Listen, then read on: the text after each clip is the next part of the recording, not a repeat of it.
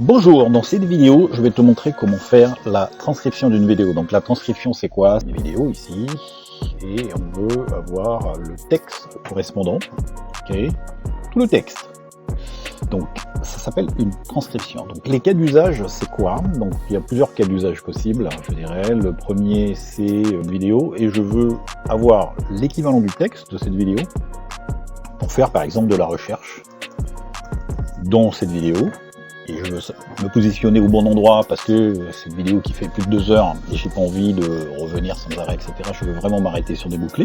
Le deuxième cas d'usage, c'est une variante du premier, c'est-à-dire je veux avoir le texte et je veux extraire ce texte pour faire un blog, par exemple. Le troisième cas d'usage que je vois, c'est tout simplement partir d'une vidéo en langue étrangère et de traduire cette vidéo. Donc je pars d'une vidéo, j'extrais le texte, et je traduis ce texte-là. Et il y a une dernière étape qu'on ne verra pas ici, qui consiste à resynchroniser ce texte traduit avec la vidéo. Donc ça, je vous en parlerai dans une autre vidéo. Il y a des logiciels qui permettent de faire ça aussi. Donc tout cela, donc ce que je vais vous montrer là, on va se servir d'un outil que la plupart d'entre vous connaissent. C'est un outil que vous utilisez peut-être tous les jours. C'est l'outil bien connu qui est l'outil de Microsoft qui s'appelle Word. Donc Word, en général, on le connaît bien en tant que traitement de texte, mais depuis quelques temps, il fait quand même beaucoup plus que ça, sans que malheureusement la plupart des gens l'aient noté. Donc à titre d'exemple, là vous voyez, on va se concentrer sur cette partie du menu. Ils ont rajouté, sans que on s'en aperçoive, cette petite, ce qu'on appelle la transcription, ce que vous voyez ici, qui vous permettra de faire exactement ce qu'on veut faire aujourd'hui.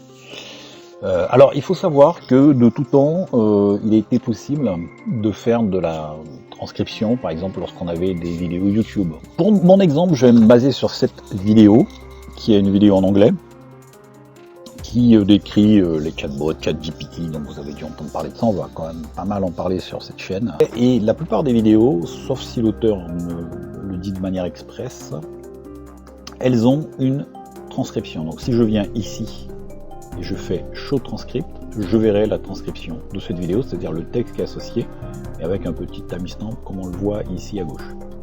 Donc ça c'est déjà plutôt pas mal, on peut se baser là-dessus, si on n'a pas d'outil pour avoir le texte, et on peut enlever, si on veut juste le texte, on fait Toggle Timestamp, donc il va enlever les timestamps, je vais les laisser. Si on écoutait cette vidéo, ce qu'on va pas faire là, on verrait qu'il y a plusieurs intervenants. Donc déjà, la première remarque qu'on peut faire, c'est que même si on scrolle en haut, en bas, la transcription de YouTube ne montre pas les différents intervenants. C'est vraiment une transcription, je dirais, flat, où il va juste traduire le texte, mais il ne va pas dire, tiens, speaker 1 a dit telle chose, speaker 2 a dit telle autre chose. Ça, il ne va pas le faire. Mais c'est déjà pas mal, c'est un bon début. Alors, il y a plusieurs critiques, c'est que il est notoire que ça n'est pas une transcription de très grande qualité. Et la deuxième critique que je viens de faire, c'est on n'a pas justement cette variation d'un speaker à un autre. Alors, est-ce que Microsoft va faire mieux? On le verra. Donc, je vais prendre cette vidéo, je vais la downloader sur mon poste, et donc je vais utiliser Word, ici, pour faire la transcription. Donc, encore une fois, on va se baser sur ce petit menu. Vous voulez sur la droite, il va me dire, mais qu'est-ce que tu veux faire? Tu veux générer une transcription à partir de quoi? Donc, on peut générer à partir d'un fichier audio, un fichier Wave, un fichier MP3, mais on peut aussi, et heureusement, le faire à partir d'une vidéo YouTube, dans ce cas-là, que j'ai d'abord downloadé sur mon poste.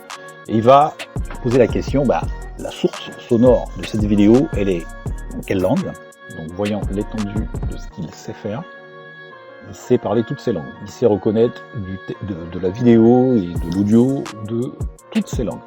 Donc là, dans mon exemple, je vais rester sur anglais. Je suis pas sûr que ce soit anglais États-Unis, je crois que c'est plutôt anglais Angleterre, mais je vais laisser comme ça, c'est juste pour l'exemple. Et là, je vais sur mon disque dur et je récupère la vidéo que j'avais préalablement téléchargée. Je la choisis. Et donc là, on voit qu'il va l'uploader sur OneDrive. Alors, ce que je n'ai pas dit, c'est que je n'ai pas vérifié toutes les versions de Word, mais je présume que cette fonction n'existe que pour la version de Word qui vient avec Office 365. Parce que là, il me demande même pas mon avis, il va uploader le fichier sur mon OneDrive qui correspond à mon compte Office 365. Donc là, on va attendre un petit peu. Il est en train d'uploader, après il va faire son processing et on reviendra lorsqu'il l'aura terminé et on verra un petit peu le résultat, est-ce que c'est intéressant ou pas.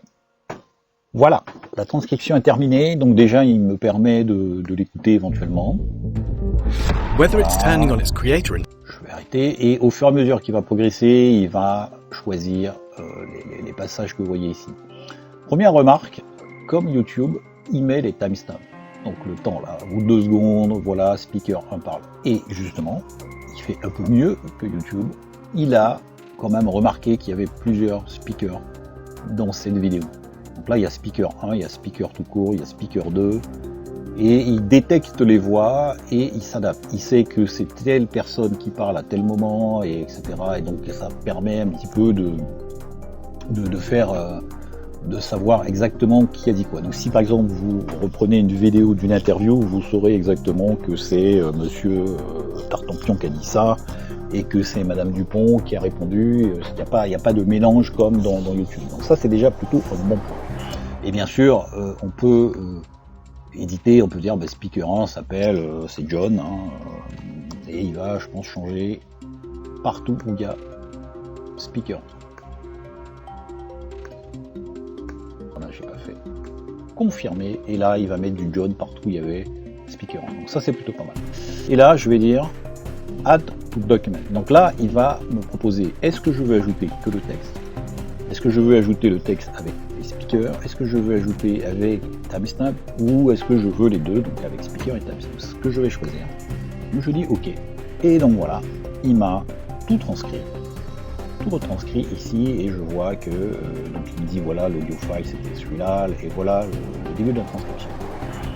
Donc voilà, ça c'est plutôt pas mal. Alors il faut savoir que si vous avez des vidéos qui ne sont pas des vidéos YouTube, il y a des services qui proposent ça, c'est pas gratuit. Donc là, grâce à Word, si vous avez la bonne version, vous aurez cette transcription totalement free of charge. Donc moi je vous recommande, si vous voulez faire par exemple une traduction derrière, de garder les timestamps, parce qu'il y a des logiciels justement où vous pourrez réimporter ce fichier avec les timestamps et faire une synchronisation avec la vidéo pour que les paroles correspondent exactement aux bonnes séquences, aux bonnes images. Propose aussi des traductions. Je sais qu'il y a des outils merveilleux, comme le plus connu c'est DeepL, qui est le plus précis. Le problème de ces outils, c'est qu'ils sont limités. Si vous n'avez pas des versions payantes, par exemple Google Translate, vous ne pouvez pas mettre 150 pages. Vous pouvez mettre un certain nombre de caractères, un certain nombre de mots, pareil pour DeepL. Toujours pareil, si vous avez Word, vous venez ici, il suffit de taper Translate, il va vous donner la possibilité de faire cette traduction, qui est plutôt pas mal, ils sont pas au même niveau que DeepL, mais ils s'en rapprochent. Et là il va vous dire qu'est-ce que vous voulez traduire juste une section, vous voulez traduire tout le document, donc là on va dire je veux traduire tout le document. Il va me dire mais c'est de quelle langue à quelle langue, donc là c'est de l'anglais au français, et j'appuie sur Translate, et en un rien de temps il va me faire l'équivalent du fichier en français, et c'est terminé, j'ai pas besoin de passer par un troisième outil. Donc voilà en quelques mots ce que je voulais vous montrer. Je pense que c'est quand même assez intéressant. À mon avis, il y a très peu de personnes qui sont au courant de cette nouvelle feature de Word. Pour le moment, la transcription, elle est, ils le disent, illimitée. Je pense que ça va pas durer. Si vous êtes un entrepreneur ou vous voulez par exemple retranscrire des vidéos, les traduire des parties, etc., et que vous avez Word de Office 365, c'est vraiment le moyen, à mon sens, le plus simple de le faire. Voilà, je vous remercie. Pouce bleu, abonnement, cette chaîne démarre. Merci de m'encourager.